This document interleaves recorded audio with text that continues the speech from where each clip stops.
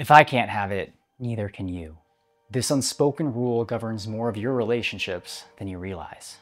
Stanford research shows that up to 85% of people have experienced someone close to them actively undermining their success. Many people spend years surrounded by those who claim to support them, while subtly ensuring they never outgrow the circle. The turning point comes when they realize their environment is shaping their future, often limiting it. In the next couple minutes, let's break down how to spot these relationships and what to do about them without unnecessary drama. Have you ever noticed that when you're making positive changes in your life, the people closest to you sometimes become your biggest hurdles? It's like they have a radar for your growth and feel compelled to interfere. This isn't just bad luck or coincidence. It's actually a documented psychological pattern called crab mentality. Picture this. When fishermen catch crabs, they don't need to put a lid on the bucket. Why? Because whenever one crab tries to climb out, the others grab it and pull it back down. None escape because they keep dragging each other back into the bucket. Sound familiar? This exact same pattern plays out in human relationships every day, often disguised as concern or protection. I just don't want you to get hurt, says your partner, discouraging you from applying for that big opportunity you've been excited about. Don't get too ahead of yourself, warns your uncle when you share exciting news about a job promotion. These aren't random acts. They're manifestations of crab mentality in families. In workplaces, this shows up when colleagues spread rumors about ambitious team members or subtly undermining their contributions during meetings.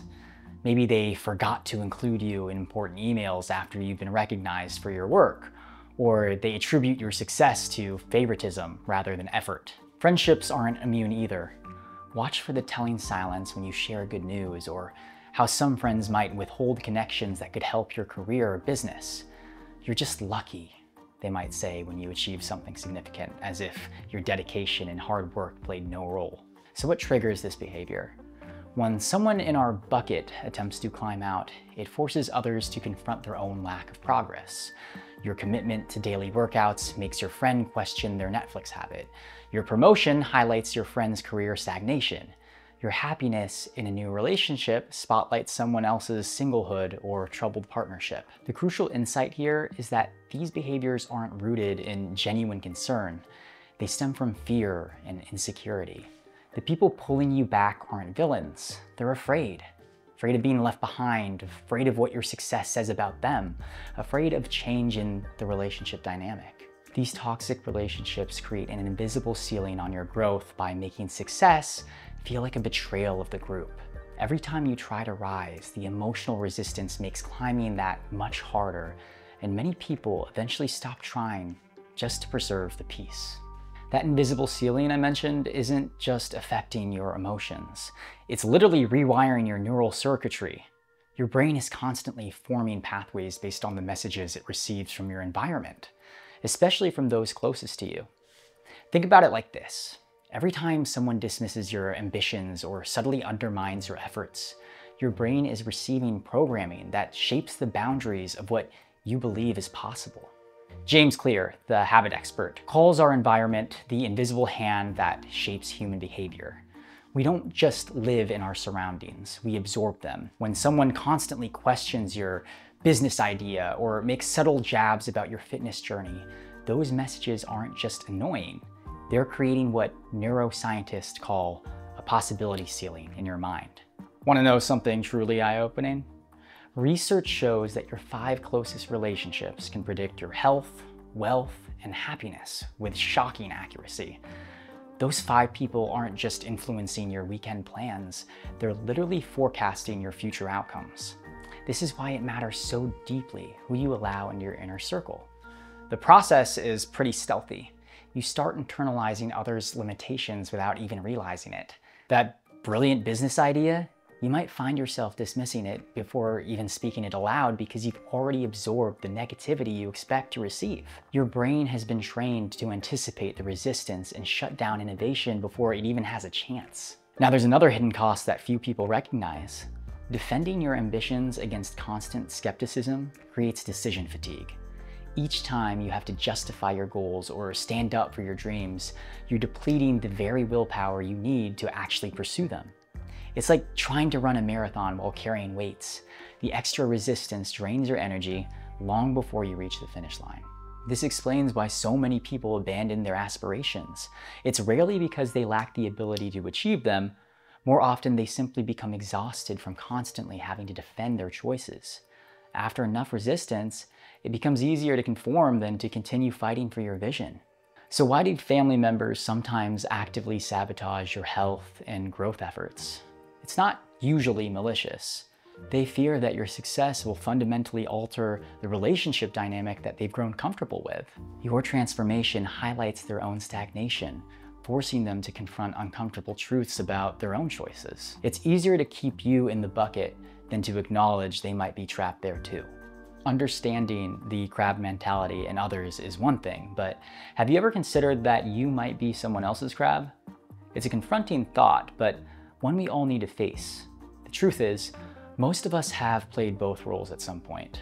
We've been pulled down, and whether we realize it or not, we've done some pulling ourselves. When Stanford psychologist Carol Dweck studied how people approach challenges and setbacks, she identified two distinct patterns: the fixed mindset and the growth mindset. Those with a fixed mindset believe their abilities are set in stone. You either have talent or you don't. With a growth mindset, you see abilities as qualities that can be developed through dedication and hard work. This distinction is crucial because a fixed mindset creates the perfect breeding ground for crab-like behavior. Think about the last time a friend shared exciting news about a promotion or an opportunity.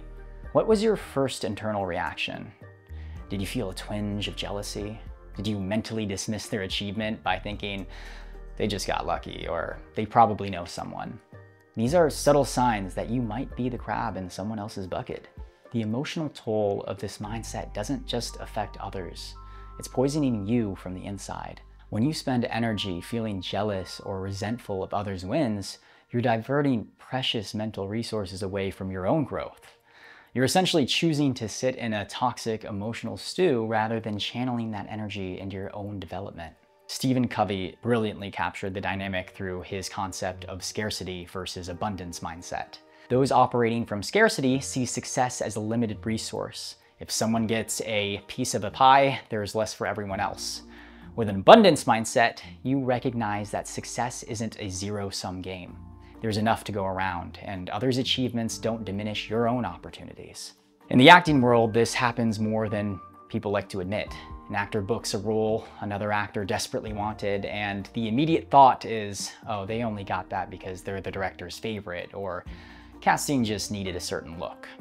That knee-jerk reaction reveals more about their own frustrations than the other actor's talent. The breakthrough comes when they catch themselves, realizing that by undermining a peer's success, they've become the kind of bitter, competitive stereotype they claim to despise. That's when the real work begins, replacing jealousy with respect and seeing another's win as proof that the right roles exist for them too. The thing is, when friends and colleagues succeed, they extend your network, raise the profile of your entire field, and may even bring you along for the journey. Their rising tide really can lift all boats, including yours. But what happens when you're swimming in a sea of crabs? Most people accept their surroundings as fixed and unchangeable, never realizing they have the power to redesign their whole social ecosystem. As James Clear puts it, you don't have to be the victim of your environment. You can also be the architect of it. This shift in perspective opens up an entirely new approach of handling the social forces that might be holding you back. Let's be honest, setting boundaries with family members who exhibit crab-like mentality is tough. These are relationships built over decades, filled with complex emotions and shared history. Sometimes the best strategy isn't confrontation, but selective sharing. You don't need to announce every victory or goal to people who constantly respond with negativity. When your aunt makes side comments about your career ambitions, she doesn't need to know about your recent promotion or side project. It's not about deception. It's about protecting your energy and motivation. In workplace settings, you need different tactics. Try limiting conversations with negative colleagues to strictly work-related topics. Document your achievements so that crab-like behavior can't undermine your contributions.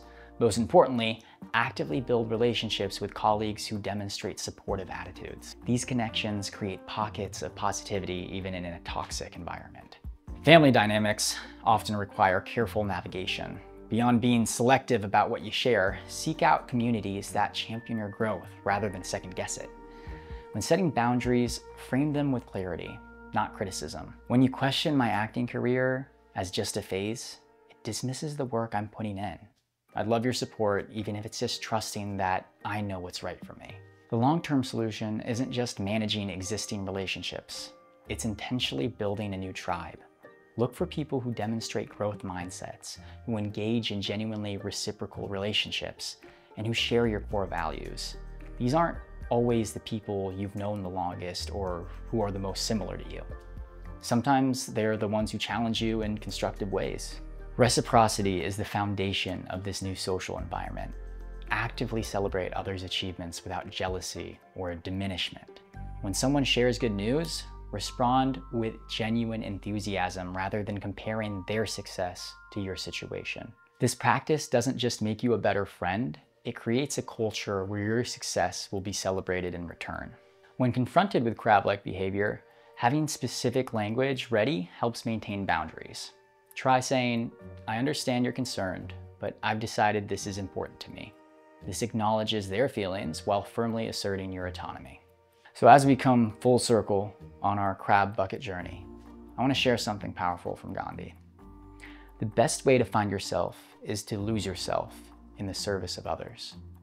This perspective completely flips the script on crab mentality. Instead of clinging to others out of insecurity, what if we deliberately became the force that helps lift them up? The science backs this up too. Research consistently shows that supportive relationships don't just help others thrive. They transform us in the process. When we invest in other success, we paradoxically find greater fulfillment and achievement ourselves. Your environment isn't just a place you exist in. It's the invisible architect of who you're becoming. So here's my challenge. Start building that ladder. Be the person who celebrates achievements, who connects opportunities, who says, let me help you climb. Because true freedom from the bucket isn't just about escaping yourself. It's creating a community where everyone has the chance to rise.